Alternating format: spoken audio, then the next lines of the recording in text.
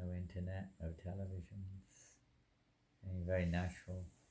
Even houses were all completely natural, made up mostly in Bengal, made out of mud, made out of the mud of the Ganges Delta, and everything very natural. No plates as we know it, no knives and forks as we know them. Nothing, no metallic items practically speaking. There were iron and different types of metals, very natural metals, no alloys. But most people died around 40 also, no? Well, it depends who we listen to. Depends who we take as our historical reference points. These things, we have no evidential proof necessarily about these things. They may speculate or estimate or whatever they were, but the thing is that people were not buried in those days. They have no, what do you call it, bone evidence, whatever they call it. People were cremated. Every Hindu, they were not buried unless they were very, very, very elevated souls. The people are all cremated, so they have no record of that. Can't justify it by our, let's say, hearsay or our hopeful thinkings. All I know is you hear about stories of people 100, 120 years old still working, generations gone by. Previous generation, people were working in their 80s, fit as a fiddle. In many cases, now 40 years old, many people are already tired out. Many times. I don't know. The average age in the world right now is about 45. If you take into account what 2 in 5 people die in the womb before they're born, it goes down to about 40, 45. So there's not much difference, even if it was that, the average age. I think maybe they say people used to die in young childhood in those days. Now they die in the womb, so which is better.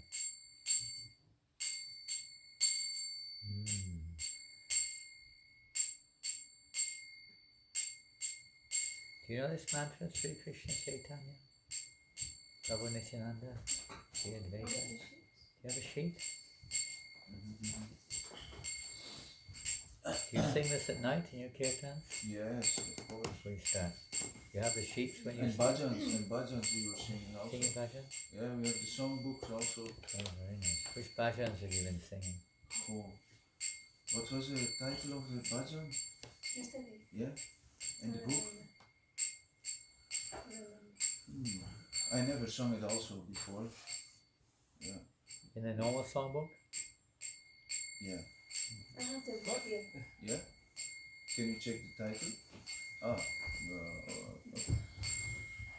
can't remember now.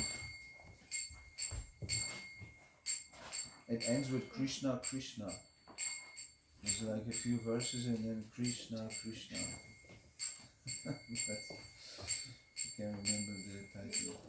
Ganesh Ji ki jai. I'm running behind you, calling out Krishna, Krishna. That's the one, isn't it? Simply running, oh hey Vaishnava Thakur. Oh hey. But it was in the other book. Vaishnava Thakur.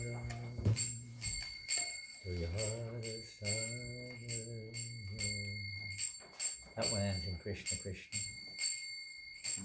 I'm simply running after you, calling out Krishna, Krishna the last time. Oh hey, Vaishnava Thakur. We don't have it on the song chart. We can sing bhajans all night if you want. We used to sing every day. We'd have bhajans every day. You could get it on the phone. Hours. That's right. We'll keep it simple. The holy name, the Maha Mantras. These bhajans are very special, by the way. You know what the word bhajan means? You know what the word bhajan means? What does bhajan mean? Bhajan? Yeah. It's like a song. It literally means, form of worshipping, form of addressing. So the particular songs that we sing, and that we've seen in the songbook, if you see it, Lara had a songbook there. They're expansions. They're said to be like expansions of the Maha Mantra. descriptions of how we can approach the holy name in the most,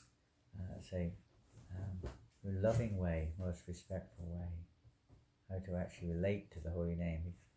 Though we say it's a mantra, it's the holy name of Krishna, etc.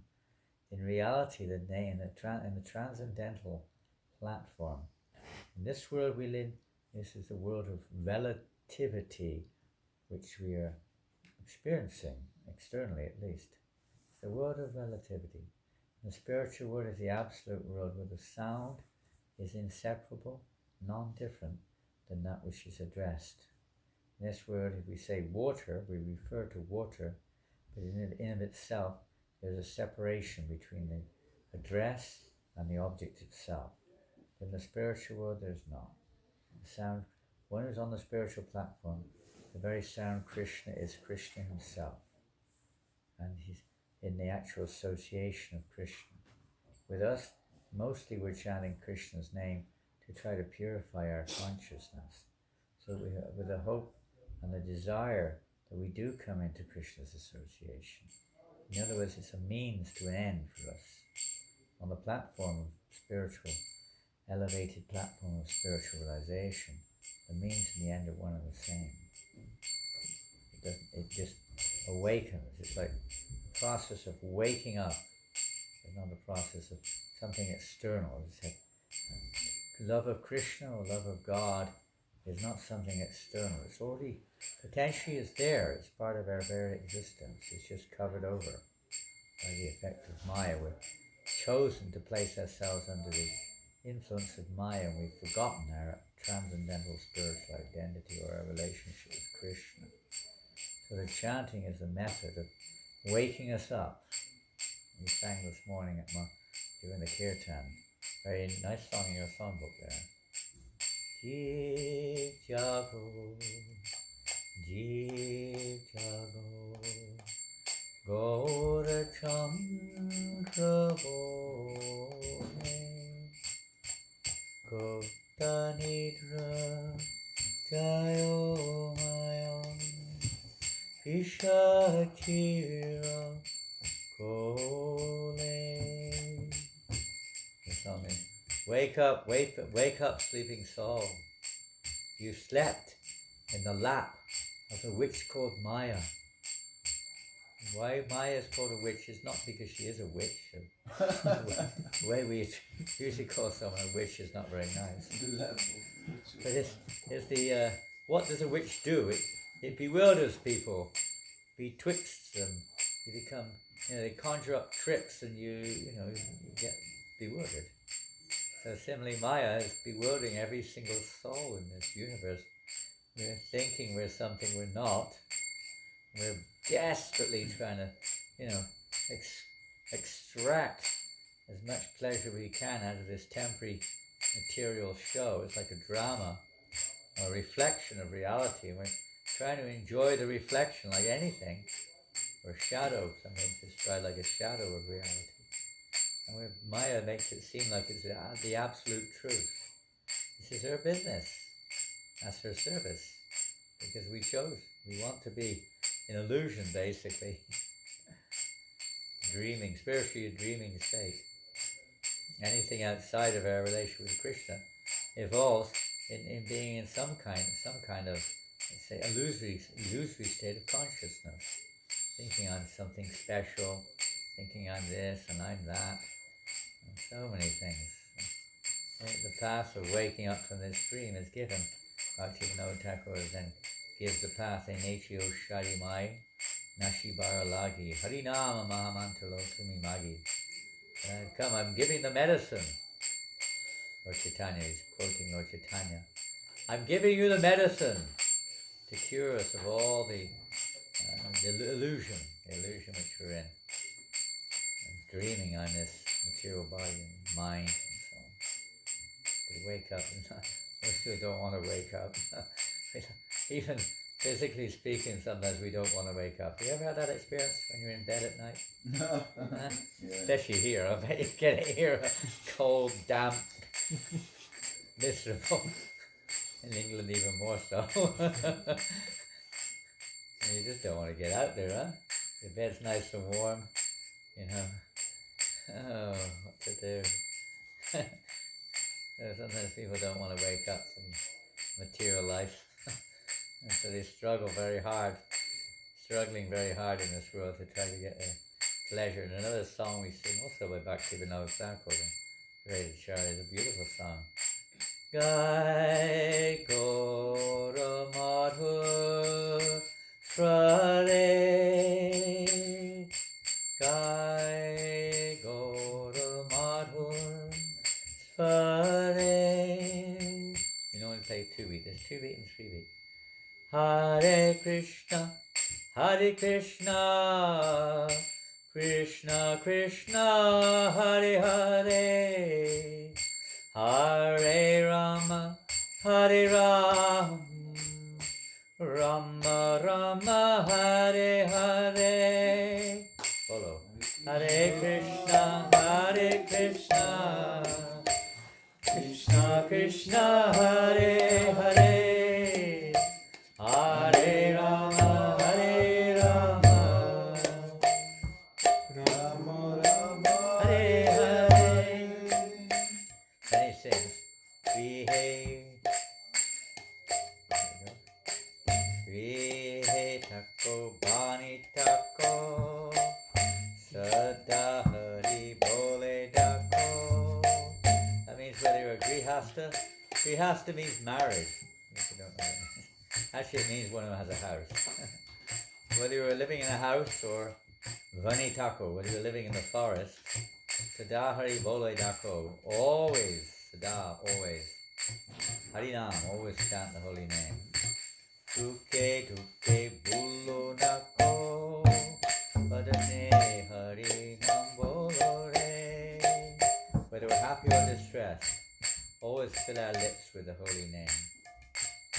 Hare Krishna, Krishna Krishna, Hare Hare, Hare Rama, Hare Rama, Rama Rama, Hare Hare, Hare Krishna, Krishna Krishna, Hare Hare, Hare Rama, Hare Rama, Rama Rama, Hare Hare. Maya jala bhato hoye, atom chikajaloye. Says we're all struggling in this world of Maya, toiling very hard with our senses, trying to get satisfaction. Everyone's working hard in this world in different ways, try to satisfy our senses. And unfortunately, Ekon Chaitanya Paye Padmadava Nambolare. We have this opportunity in the human life to come to full consciousness. But unfortunately, we're wasting it away, trying to enjoy or trying to extract material possessions, objects, trying to enjoy this world, and we're not chanting the holy names, Radha Madhava, Bolare. Hare Krishna, Hare Krishna, Krishna Krishna, Hare Hare, Hare Rama, Hare Rama, Rama Rama, Hare Hare, Hare Krishna, Krishna Krishna, Hare Hare, Hare Rama, Rama Rama, Hare Hare. Jivan no hoilo shesh, nabhajile rishikesh, Bhakti Vinoda Pradesh, Ek Varnamase Matore. Now we have this human form of life, right? But we're not engaging our senses in the service of Rishikesh. Human form of life, it said, just like a drop of water on a Kamala Dala Jala Jivana Tala Mala, Kamala Dala Jala Jivanatalamala Kajuhu Hari Padani Tive. Another beautiful song by one devotee named Govindadas. He says this human life is just like a drop of water on a lotus leaf. It may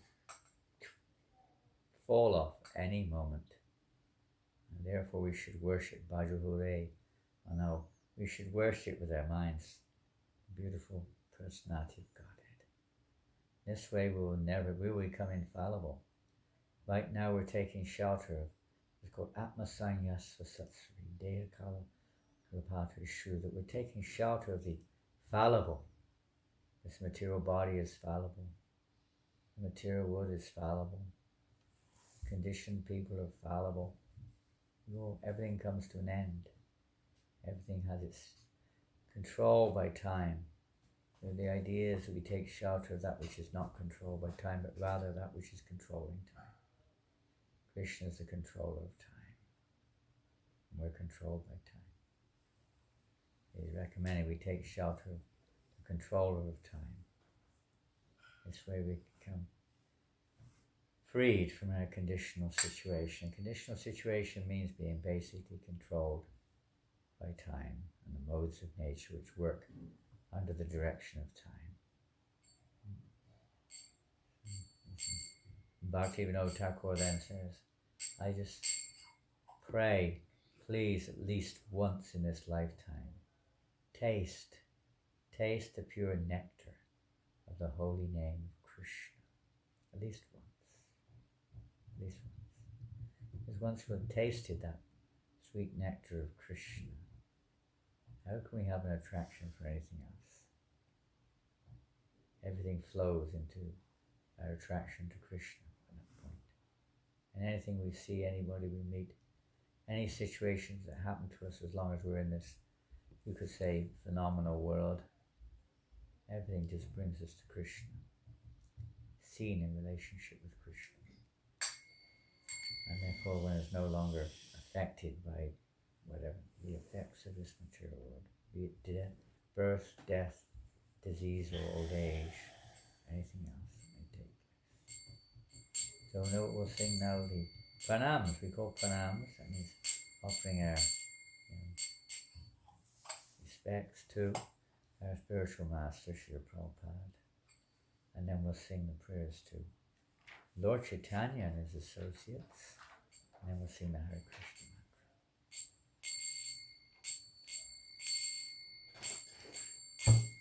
Namo Vishnu Padaya Krishna Pastaya Utale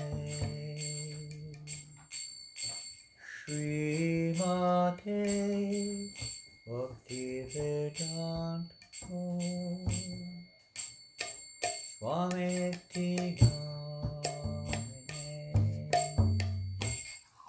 Namo Vishnu Padaya Krishna Pristaya Bhutale Srimati Bhakti Vedanta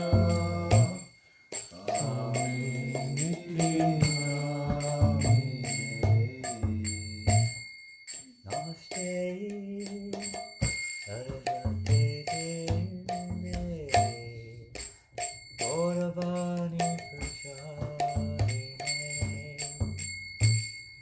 Devasesha Sunyapali Astachari Shakarine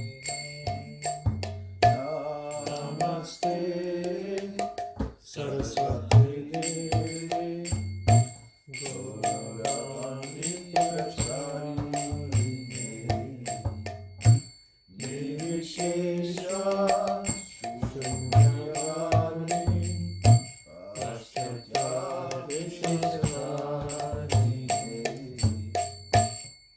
Shri Krishna Chaitanya Prabhu Nityananda Shri Advaita Gadadhar Shivasari Gaurabhakta Vrinda.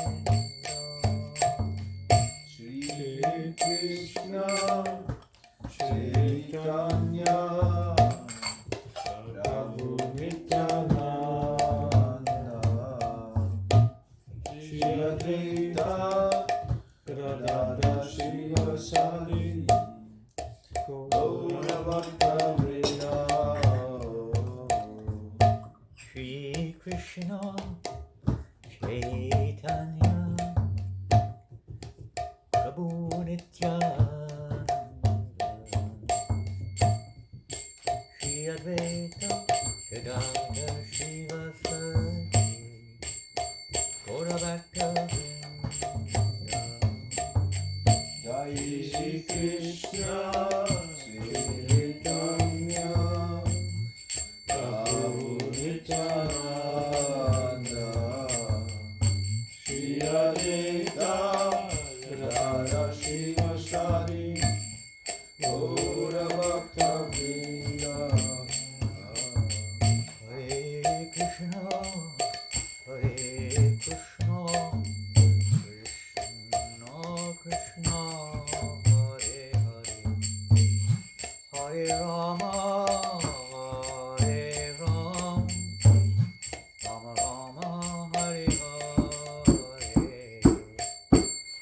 Hare Krishna, Hare Krishna, Krishna Krishna, Hare Hare,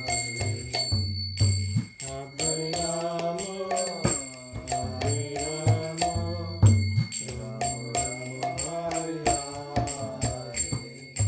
Hare Krishna, Hare Krishna,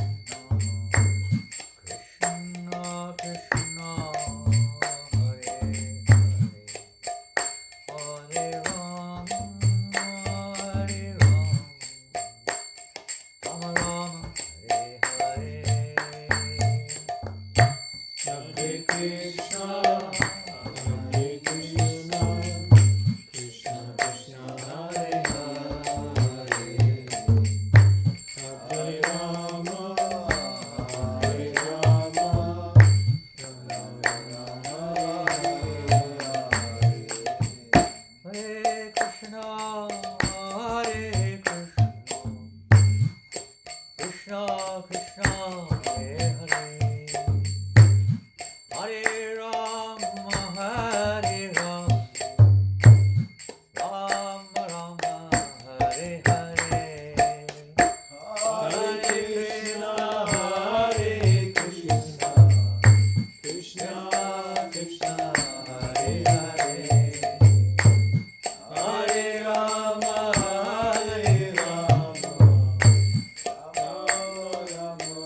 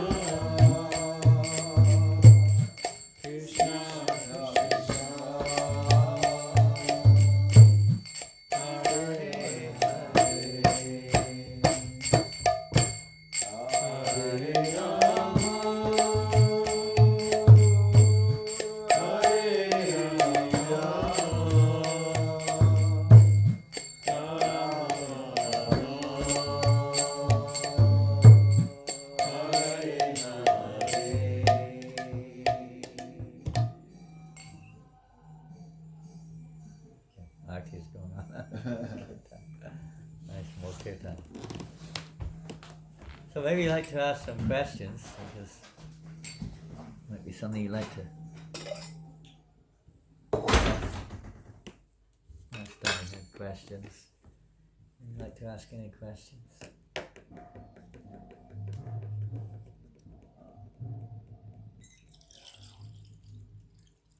doesn't sound like the temple. Maybe I have a question. Yes, Chaplain. So, Prabhupada was once asked, why do people bow down to you? And he would reply, because I'm free from sex desire. So my question is, are devotees really free from that? Sex desire. Big topic. Huh? Yeah. It doesn't stop at the usual. Well, it came up today, so Yeah. Yeah, when we talk of sex desire, we normally think in terms of, let's say the direct understanding of sex life, which is some physical intimacy, maybe on a deeper level than that, but certainly intense physical intimacy between, or maybe not even between, maybe with your own self or whatever it is, erotic feelings, whatever they may be. But that type of thing, relationship between people, sexual indulgence, describe it as you will, but that general type of topic is usually what's referred to. But in the material world, that's the usual understanding, but the bigger understanding is this, is that there is sex life in the spiritual world, but the sex life in the spiritual world is of a different kind. It's called Kamarupa. Is this door open or is it closed? It's closed. Closed, is it? I think it's upstairs, isn't it? Oh, Never mind. We'll let them. They have their service there, I'm sure. Kamarupa is the form of loving, giving oneself in love. In the material world, we call love different levels of love. No doubt, only one level is the actual sexual act. That's for sure. If I'm having love with somebody, they often refer to the sexual act also. It's in the spiritual world that love is not one of the same kind of sexual interaction. It's one of one's very existence of being absorbed in the other person's desire, in satisfying their desire 100%. And in the material world we see a little bit of this, maybe degrees. When a person's so-called in love with somebody, they are meant to be thinking of the other person's welfare. We see with a mother and a son or child, daughter, son, whatever, that they're practically willing to do anything for their child, up to a point. Probably the closest thing in the material world that we can compare to love, or the mood of Kamarupa, where one's only mindset, one's only desire is the pleasure of the one object of one's love. Others, there's still a little, it's not entirely selfless, there's also a degree of what I want and controlling sense. In the spiritual realm, at least in the realm of relationship with God, Krishna, whatever form he takes, the mood is there, the serving his will. Because the living entity, we're all living entities, we're known as Jiva. Jiva means very tiny, small. Jiva Shakti. We have this energy of the Jiva, which is fully conscious, but only to a certain extent. We don't have absolute consciousness of everything. Partial. But we're full to the extent that we're fully conscious. So in the spiritual world, the living entity's consciousness is completely saturated or absorbed in how I can please Krishna or whoever it is. We're constantly in that mentality all the time. So that isn't what we normally term as sex life. But because sex is generally between, not always, but between men and women, sometimes we see it can be other things, be on your own with other members of the same gender, can be even with other species of life. Is the desire, when we really get down to it, it is the desire to enjoy the objects of one's senses. This is a broader understanding of the extension of sex desire. The desire to enjoy something which doesn't belong to us. Either the bodies of others, the objects of this world, even our own body, when we look at it from a point of view of, let's say, spiritual knowledge, even our own body doesn't belong to us. We're using it like we use a rented car or whatever. So we're trying to enjoy the objects. This is the broader aspect of sex desire in this world. In the spiritual world, the same living entity, we know as Prakriti, which means nature. Krishna is known as Purush, which means the enjoyer.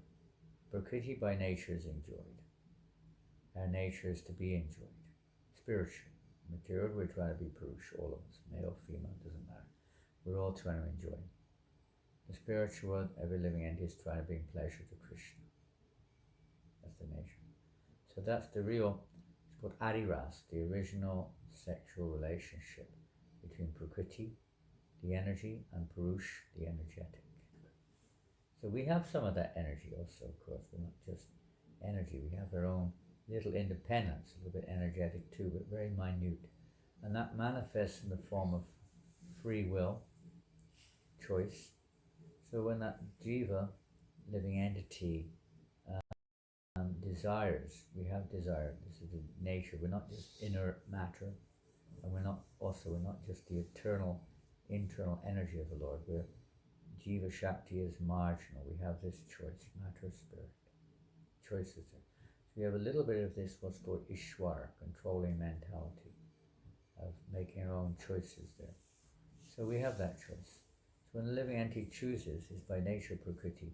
When we choose to come, or let's say not act in that role of Prakriti towards the Purush, towards Krishna, that role of being constantly thinking of the pleasure of the Lord, the living entity is then given this covering of Maya in this material world, where we see ourselves in the center.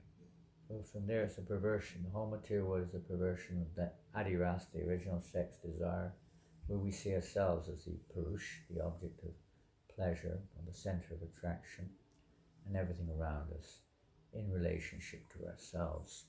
So one who's free of that propensity, completely free of this propensity to see themselves in the center in this world, what are they doing? There's two kinds of transcendentalists, general. There may be many divisions within it, but two general types of transcendentalists. One is those who are on the path of Brahmavad or Mayavad, and those who are on the path of Vaishnava or devotional service of various kinds. So amongst those who are on the impersonal path, sure, they may also be free of this tendency, this endeavor to enjoy this material world, to try to exploit this world, call it what you may. They're free of that also. They're transcended the influence of time, the influences of the material energy, the modes of nature, etc.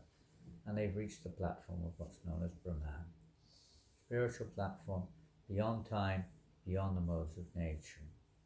But they have no relationship with Krishna, no conscious relationship with Krishna, or with anyone else, don't to speak of. They're simply existing on the platform of Sat or Brahman platform. But such persons may also, of course, they may be respected by people in general. Why are they respected? Now, Prabhupada says no sex desire. So it means in his case, we may understand it completely, like just no sex desire. Okay, that's rare, but even still, it's more than that. It means he has no desire to see himself in the role of Purusha. He just sees himself as the servant of the servant of Krishna. So that's a rare soul. Now, why is such a person? We're going to come back to your main thrust is what about devotees? Okay, fine. But just to establish this a little bit, that one who's on that platform can awaken those who wish, can awaken that within us, can awaken it. It awakens the true humility of the soul when we associate with persons who are genuinely situated in their eternal glorious constitutional position. It's in the constitutional position where we realize our true nature. We're not male or female. Well, actually, constitutionally we're female in terms of, you could say male, female, if you want to take those two terms, Purusha, Prakriti. So when one realizes one's Prakriti or female nature in relationship with Krishna, then the soul is completely satisfied, totally satisfied in that situation. That's our natural situation. In this material, we're trying to find that total satisfaction, but it's very limited. So when we associate with a soul who is on that platform, then it can awaken that within us. So there's a natural tendency to want to show our respect to such a person. Materially, we show respect to people who help us. So what to speak of people who release us from Maya, who release us from this material world by their association, by their mercy to us, who help to awaken the Krishna consciousness within us. The impersonalist may wake up us in the sense of realizing we're not this material world, but will not introduce us to Krishna. Still, people may respect, but in the case, but they haven't really understood their actual position as Prakriti. So they can't take us to that platform, only to the point you are not the Purush. But then who are you? Who are we? Etc. So one who helps us to understand who we are, one who saves us even in our ordinary dealings, we naturally feel indebted to someone who saves us from sickness or saves us from a distressful situation. We naturally have respect for that person, naturally. So now back, so maybe we can understand that a little bit, that one may be willing to offer respect to such a person who has no desire for anything from us. They have no desire to exploit, they have no agenda, they have no ulterior motive. Their only desire is to see others happy by connecting to Krishna. That's their only desire. Not to them, exactly, though we may feel that. They only want us to connect to Krishna. And they're just happy to see Krishna happy and the jivas happy. They have nothing to gain. Most people have something to gain out of the relationship for themselves. But a pure devotee has nothing to gain. So that's another meaning of what I have no sex desire. I have no desire to exploit you. I have nothing to gain from you whatsoever. I just want to give you the opportunity to become Krishna conscious, that's all. Whether you take it or not, that's your choice. It's not from, he probably didn't want to enjoy anything in that sense. He just wanted to see others happy and to see Krishna happy. So no sex desire, no desire to exploit or extract anything from others, simply to love, simply to give love, not to ask anything in return, just to give. This is the mood of the pure devotee, no sex desire. Sex desire generally infers, I want to get something as well as giving, like that. So he has none of that. Now as far as the aspiring, Jai said, devotees, I like to say, yes, all of you are devotees. We may be, I'm trying to become, aspiring to become something, servant of the devotee, whatever it is. To the degree that we work in that platform, aspiring to become a servant of devotees, or devotee if you wish, but that aspiration, naturally that's going to inspire others. The example which a devotee shows, of course we're looking at it relatively in our perspective may be wrong also, but in the real sense of the term, the more someone is situated in devotional service, the more they can inspire others to also come to devotional platform or awaken their natural devotion to Krishna. So naturally, that respect. So it is seen even in the writings of our acharyas, that means our spiritual teachers, like Rupa Goswami, gives description of how respect is offered for different devotees on different levels, etc. But respect is to be given to every living entity, because by nature, every single living entity is a part and parcel of Krishna. Every living entity is by nature spiritual. Every living entity has a relationship with the Supreme Spirit. And the Lord is in everyone's heart. So we're not just bowing down to the representative of Krishna, we're bowing down to Krishna. Because the Lord is in the heart. Our obeisances are offered also in that sense, or respect, bowing down to the Lord in the heart of every living entity. So a pure devotee may not bow down, but he's respectful to every single living, even an ant, a bug, a cell, every single living entity.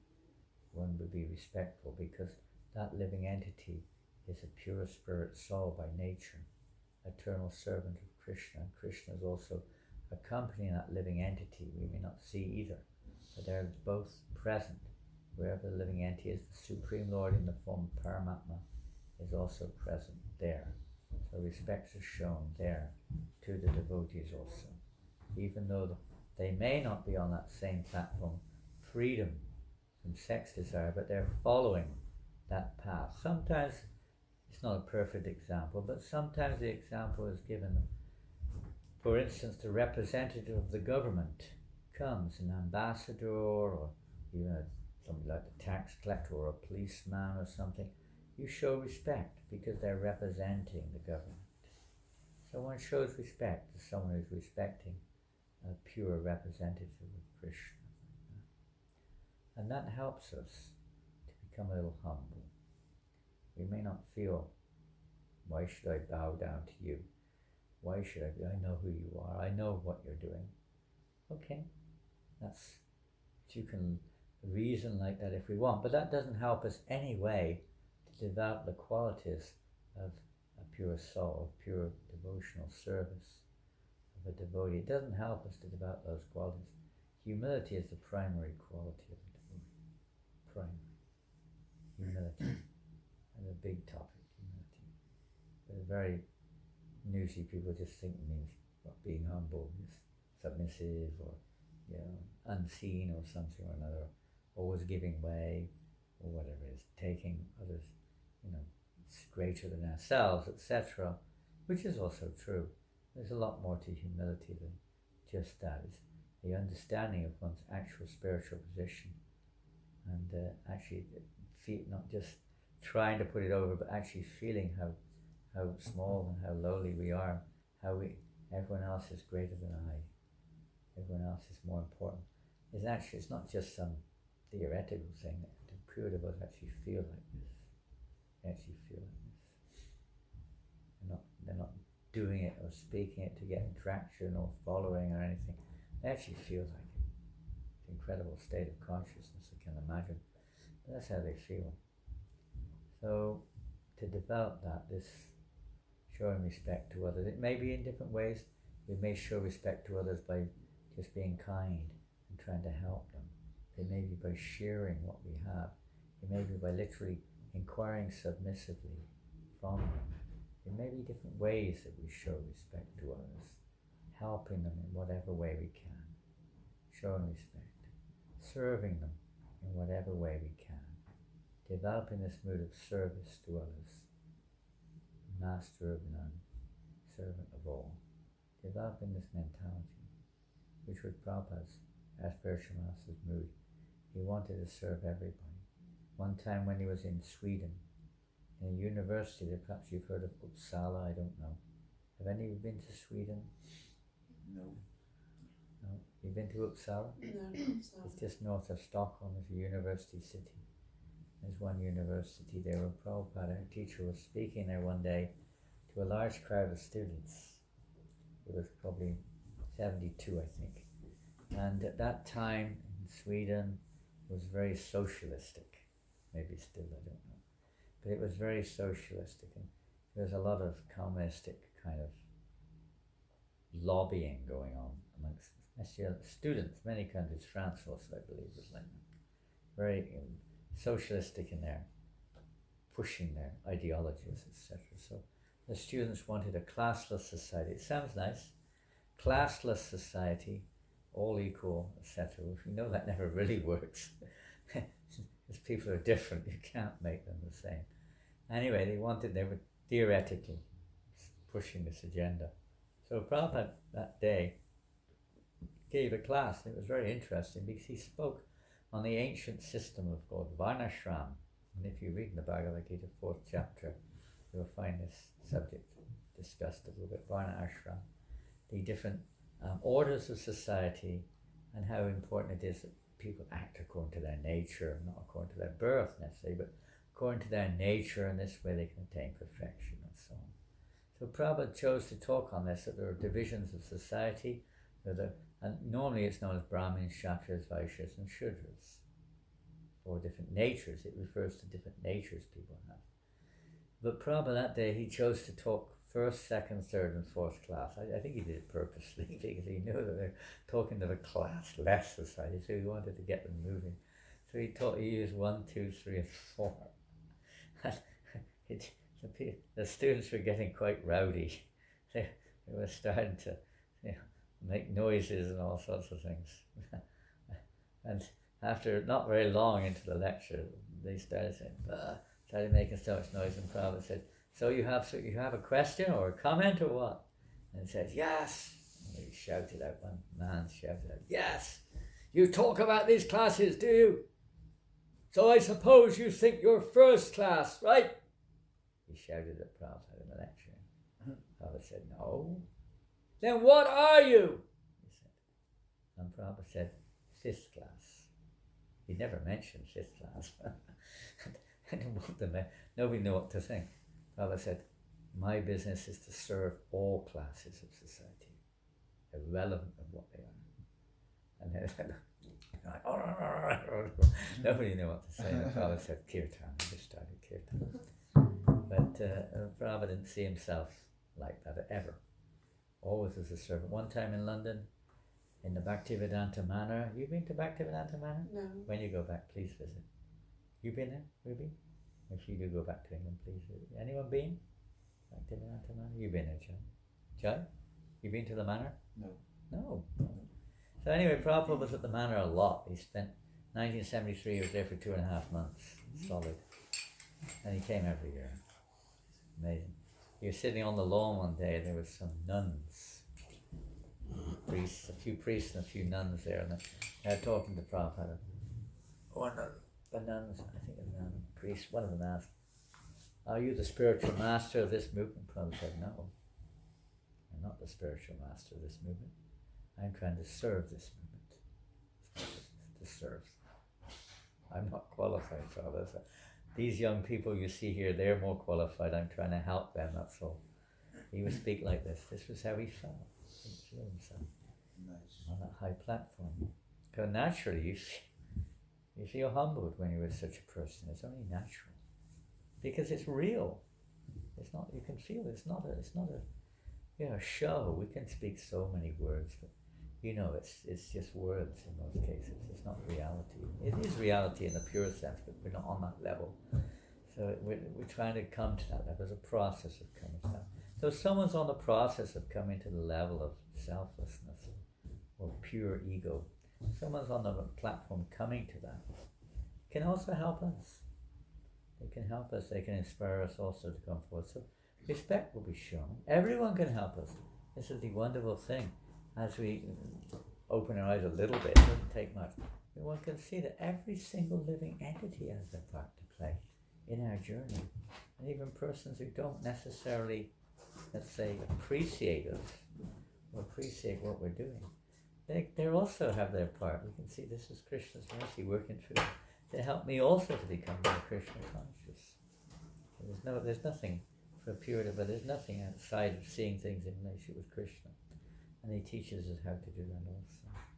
To see difficulty, to see failure, to see everything in relationship with Krishna. And other living entities, maybe they're inimical towards us. We take that as an opportunity now to become more dependent on Krishna, more humble, more respectful, whatever. Looking for some good qualities in them, etc. Something positive. This way we can try to respect every living entity, because every living entity has a little bit of that drop of that purity inside them, just covered over. To learn to appreciate other living entities. Instead of thinking how I can enjoy them, how I can serve them.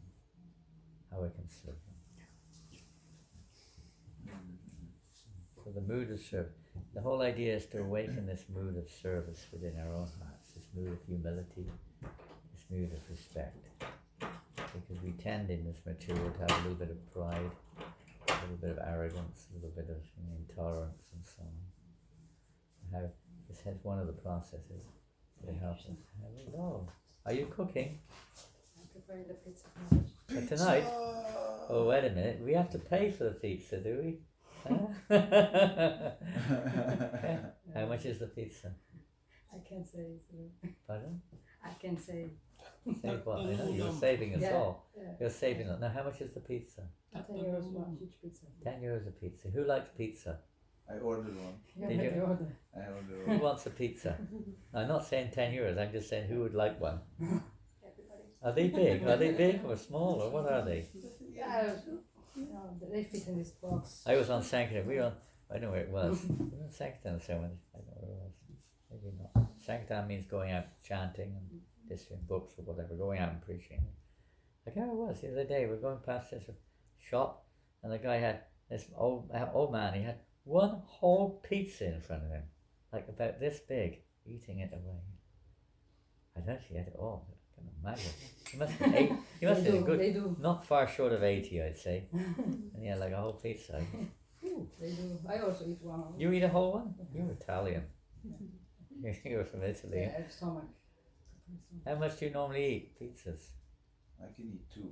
Depends Yeah. on the size. You How know, many? this is this big or This big? My God, you're I from wouldn't eat England. a whole one of those, Uh-huh. but like one this size. This yeah. one. Phew. I never heard of a pizza. We never heard of pizzas in England when I was a kid. Oh, Never. wow. They did. If they existed, I never saw one. Oh. We had no idea of their existence. Things have changed. They have. I mean, Indian restaurants and Chinese restaurants were just coming in when I was a kid. You know, it was like weird. You know, even rice was almost unheard of Where did you grow up? in England, Whereabouts? in Swindon, Oh. in the West Country. That was in the 50s. You know, rice was really, really rare. It was just like once a blue moon if you went to a Chinese or Indian restaurant. You know. Once a blue. Never had it at home. Always it was bread. Always bread. Bread and soup, bread and potatoes, bread and you know what. I was bread. All those other untouchables. We had Oh, Now it's bread. always rice. Anyway, pizza. Never saw pizza. I think the first time I saw pizza in my life was I was about 25 years old. I think so. We never had them when even as devotees. We never heard of it. Even cakes. Of course, we had cakes when we were kids. We didn't used to eat cakes. Do you like pizza? Yeah, not to me because I'm brought up in a different era. So to me, it's just like a fancy form of like tomatoes and cheese on toast. With chapati. Yes, to us it's like a fancy form. Toast. No? Yeah. And with tomatoes and cheese on Yeah. top, it's like that to me. Brought up in a different era, different place and different space. But yeah, I mean, a good pizza is no doubt a very good pizza. I remember one time I was in New Zealand. You've been to New Zealand, haven't you? Who was in New Zealand? One of you? You were? You were in New Zealand. I think another one last time I was here was in New Zealand. When I was in New Zealand once, because I never ate pizzas. I must have ate 2 pizzas in my life until about 4 years ago. And I was in New Zealand. Did you ever go up to the Tauranga? That group of devotees? No. City. We have one community there of devotees, and they're very nice people. Super nice. All like working people. Very nice. So every year they have this little festival. So I went for their festival, and they have this pizza eating contest, And they're really good cooks, I'll tell you. First class cooks. I never eat pizza. Maybe I had 2 in my life before I went there. If that, then 2 pieces, not 2 pizzas. So they had this contest, and they said I wasn't what I call sannyasi. I wasn't a sannyasi. And I went there and I said, we'd like to take part in the pizza contest. I said, I eat pizza. Oh, come on. Join in the fun. All right then. And I won the contest. I ate 9 pizzas like this size. Wow. I could have eaten more, but there was no one else left to compete with, so I stopped at 9. It's just eating, Just for the fun of it. But if anyone wants and hasn't got any money, let me know. I don't know. They have to pay for it. No, but I already made. I can do more. Of this. No, Yeah, I was sitting there. next We'll week. treat you to Yeah, next pizzas week. if you want tonight. week. No, they're already made, but I can buy some. Treat you to pizzas if you want. Krishna gives me some money sometimes. No problem. Want to make sure you all get some nice pizza. No problem. Okay. No problem. I know what that means. I'm going to see if that's That's what they say in India, isn't it? How much is this? No problem. As you like, no problem. As you like. And you say, Also in okay, Italy as the I same. like. But they don't accept what you like. They only accept what they want. Interesting. Yeah, very nice. Hare Krishna. Anything else? Any questions on pizzas? On pizzas. I want pizza. Who was that? He also from England, huh? Jamaica, England, right? Jamaica, England. A lot of people from Jamaica, England. In Jamaica, you don't find much pizza either. No. Jam. No jam. Yum. Any ladies? Any questions? Christopher? I thought you weren't allowed to make money while you're here. I thought everything has to be done for free.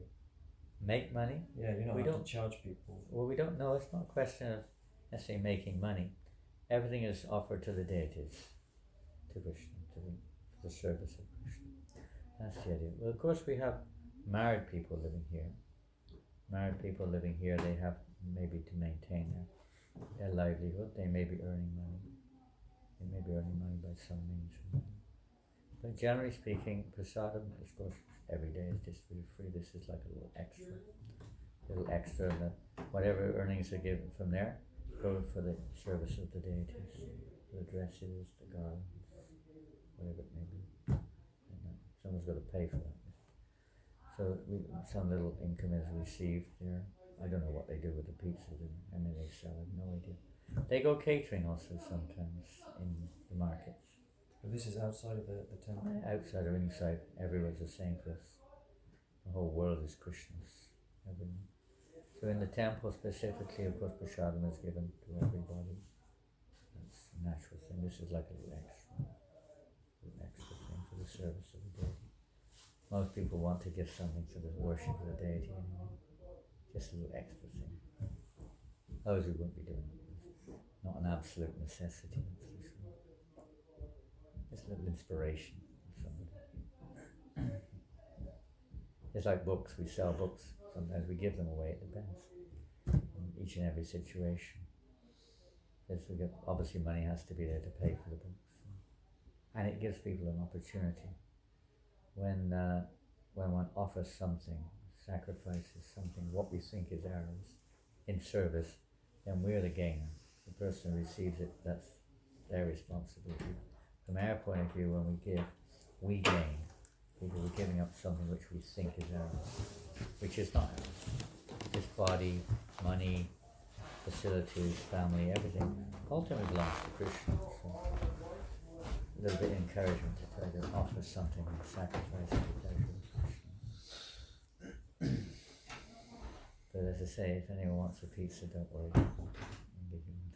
I don't want one. Alright. You want one? I ordered one already last week. You did? Yeah. Oh, you ordered one? Yeah. Oh, you're too late. Just to make sure. Yeah. Anyway, share whatever. Sharing. I'll share it. Anything else? You mentioned the nuns and priests going to Bhaktivedanta Manor. Like, what do they normally make of it? And 'cause Everyone's it's- different, huh? Isn't it amazing? Even amongst us, we see things differently. Everyone's individual. So amongst all walks of life, you find a tremendous variety of natures. The philosophy may appear the same, but the nature is very individual. Amongst members of so-called Hare Krishna members, you'll find maybe they're supposed to be living the same life philosophy and so on, but you'll see many different natures. Some we may not be very comfortable with, and some we're very comfortable with. And the same, I think, in all societies, all walks of life, everywhere you find this. So amongst people who are practicing tenets of Christianity or Islam, you'll find all kinds of different personalities who are of different natures, very saintly, some seem to be very materialistic, etc. Hare Krishna. And definitely, I mean, we had two young men here, some of you remember them, Amat and what was the other one's name? Habib. Habib. Habib. There were two of them, I can't remember the other one's name. Hamad and Habib. Habib. Yeah. So they're studying here, they're Muslims from Pakistan, and it's just gentlemen, it's just men of quality, very kind, gentle, respectable people. And then you find some who don't appear like that. And the same in every walk of life. Amongst the Hare Krishnas, you find the same thing. Because we have our material nature, and then we have our objective path of trying to achieve our goals, spiritual and material. You can't expect everyone to be, angels straight away, on the path of progress. So those particular nuns and priests who came to the manor, I can't say I didn't speak to them, but they were extremely respectful, extremely gentle people. And we had one man there, his name was Father Norman. He was the Norwich Cathedral? What do you call him? The Archbishop of Norwich. I think. Yeah, a Bishop of Norwich, I think, not Arch. Bishop. Oh yeah. He was, then you have a dean, isn't it? A dean or something? Dean or something. He was like the dean or something like that, maybe one down from top, Father Norman, they used to call him. He used to come and stay with us regularly at the manor in the early 70s. We'd even have him give class sometimes. He would invite us to give class in certain groups, not in the main scene, but in certain groups in this cathedral. We had an interaction with him. He was like, he could see the common ground. The more one sees the common ground, or that which we have in common, the easier it is to overcome the apparent differences, whatever they may be. Now that applies to genders, it applies to races, it applies to religions, it applies to all sorts of things. And of course you may discuss your differences, but it's not in the mood of, we're going to get you or whatever it is, just to understand more deeply. So many people like that we've seen many times, people from different, whatever, so-called designations. When we rise a little bit above those designations, then we can see there's a lot of similarities, both in the goal, maybe the practices are a little different in terms of the externals. It's like if we're both here now, we're all here rather, here in Mayapur, and we want to go to Paris. There are different ways of going to Paris. Now, that's if we're here. Now, if you're in London, your goal is Paris, and there's certainly a different way of going to Paris. Different direction, everything, but the goal is the same. The closer we get to the goal of our very existence, the more it is easier to see the common nature, the unity amongst others. We'll see how unity is present in the root. The more we get closer to the root, the more we see unity is there. Much closer. Because all genuine paths have the basic similar roots to attain or awaken our loving relationship or to love God, basically speaking. In the neophyte or beginning stages, sometimes we'll only see the externals. You'll see the externals, idols in the temple or crosses in the church, or some kind of weird ceremonies going on, and worshipping a box in Mecca. Or we'll see all the externals, like this. We'll see different dresses, different food, different prayers, different regimes. We'll see all the differences. This is all wrong. They're like children, when little kids, they only know what they know, and they sometimes fight over the way another child has been taught. No, this is wrong. It's just it's something we pass through, something we go through a more mature stage. So whatever path we're on, if a person's more mature, they will see a little bit beyond the dogmatic aspect. You get the idea? Yeah. So I think that those nuns, as I say, I never talked to them, and I wasn't there in the actual spot. I mean, where Prabhupada was talking to them, I was there, but not on the spot. We only heard that from those who were there. And half a dozen devotees and about 6 of priests and nuns were there. And apparently it was a really nice interaction between them. It's nice when you can rise above these dogmatic things a little bit. You're not affected then. You're not affected by, people criticize. It's like here in France when I go out on the street distributing books, sometimes chanting. Sometimes French people, of course I don't know French, so I'm lucky like that. They sometimes say some vulgar words and things. I don't know what they're saying, so I just say merci beaucoup, merci beaucoup, merci, merci. I'm going merci, merci, merci. I don't know what to make of it. There's a French divorce sometimes. Someone's just swearing at you and telling you to call the police if you don't get the hell out of here or something. I don't know what they're saying. You just laugh and smile at them. But the transcendentalist is like, we've seen the example of Jesus Christ, It wasn't like, I'll get my own back on these people, If I ever get out of here, I'm going to get my own back on them, you know what I mean?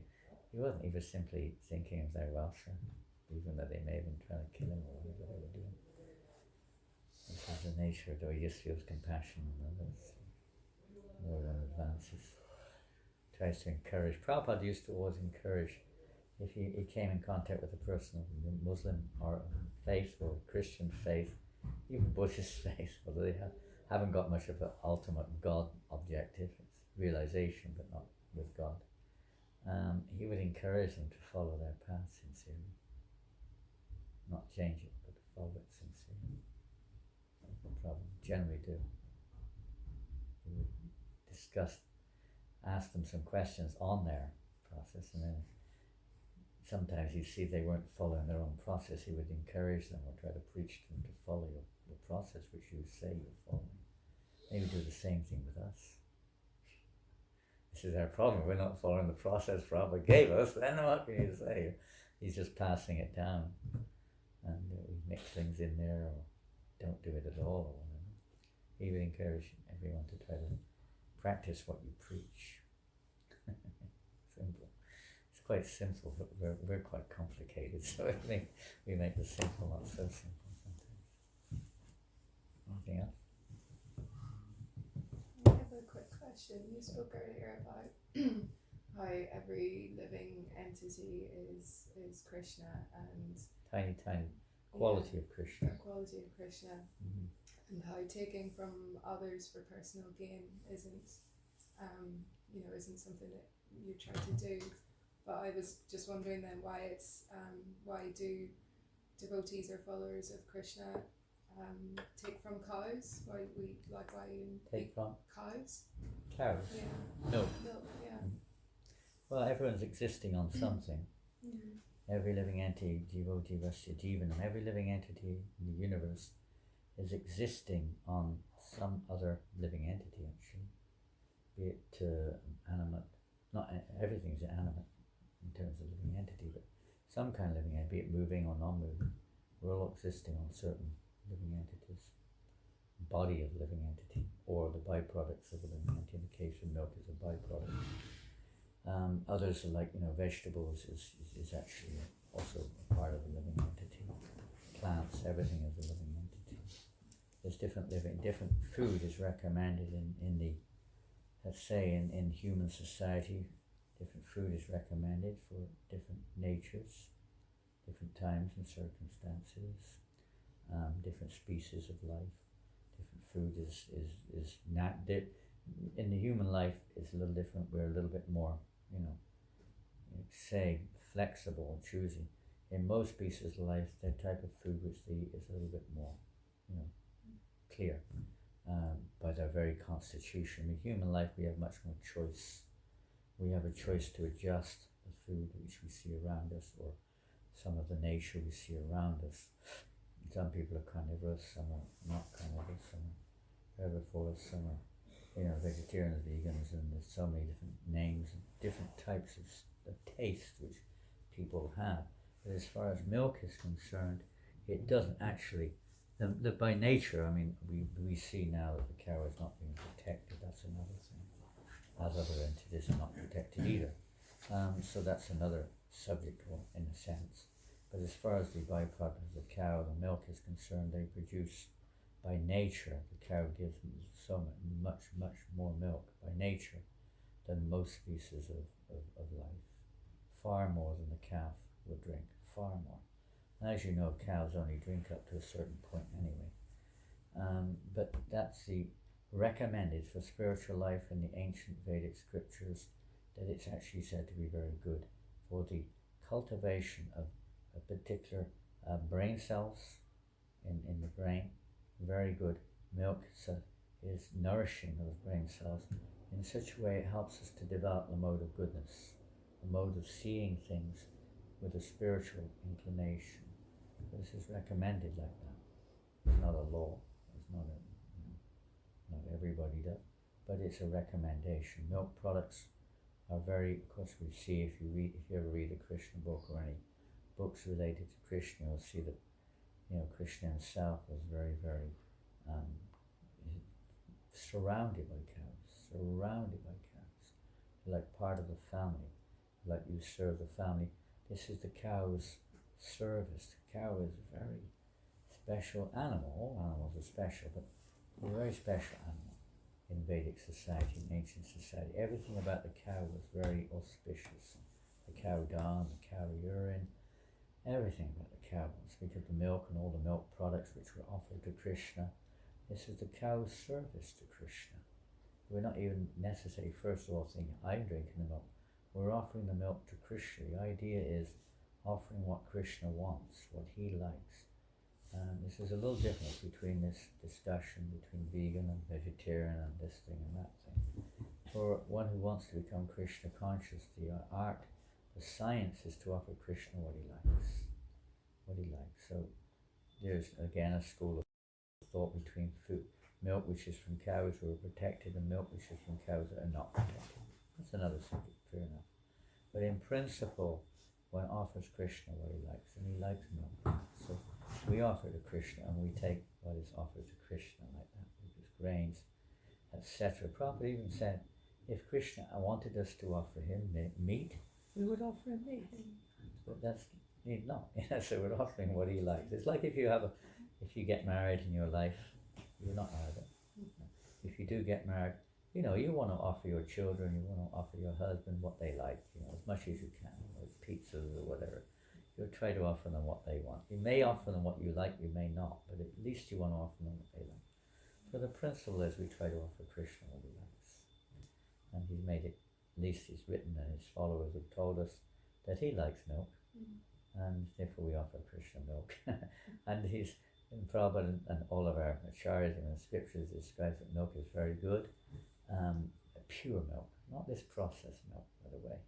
Processed milk is another subject altogether, a completely different thing. But milk which is from the cow, having the calf is meant to drink milk, but the excess milk, which is used by human society to make things to offer to Krishna or to sustain life, etc. Cows by nature need to give off their milk. Everyone has to give off what is excess, so they give it anyway. And it doesn't kill the cow by any means. That's not at all the case. And if the cows are looked after very lovingly, they're very happy.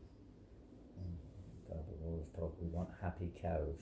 Happy people, happy cows also. Happy animals, happy everything. But so utilizing things in the way which is most beneficial, materially and spiritually. No problems. A very nourishing food. It contains, as most people in the world eat meat, and a large number don't, but the majority do.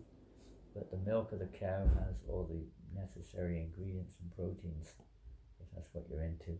If someone's into that, they have all those contained within the milk also. But if someone doesn't want to drink milk, or doesn't want to eat milk products, that's their choice, We don't have a problem with that either, Individuals make their choices. Anything else?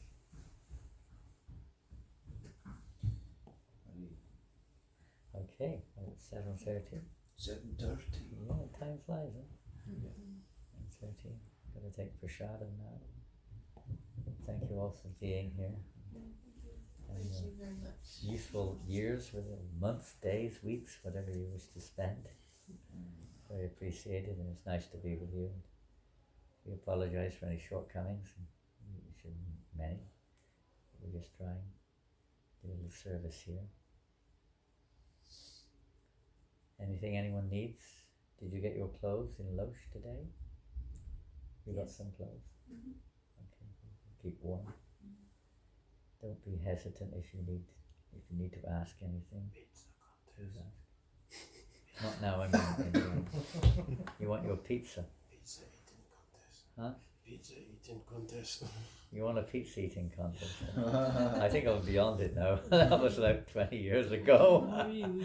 We'll take. I also took part one time in another contest, eating contest at the manor. There's a sweet called gulab. Have you ever heard of gulab, Simon? You may have seen it. They don't make them very often here. It's very rare. Huh? They don't make them very often here. Once in a while. They make them for Krishna. Beautiful sweet. It's just fun. Young people, they like to have a bit of fun, you know. So we used to do these things called gulab eating contests. Offer to Krishna then thousands and thousands of gulabs, and take 4 at a time. I don't particularly like gulabs, particularly as the sweet goes. I don't mind, but not particularly keen on. And I took part in one of those ones. I did pretty well. I managed to eat 28 of them. I couldn't take any more. How big are gulags? Depends. They can be this big, round, or they can be this big. Something between about 1 inch and 2 inches normally.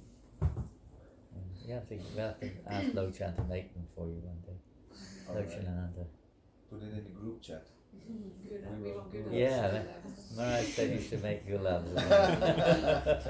Give everyone gulabs. Yes. They're very sweet. They're very tasty. You know. You said, They may not be everyone's cup of tea.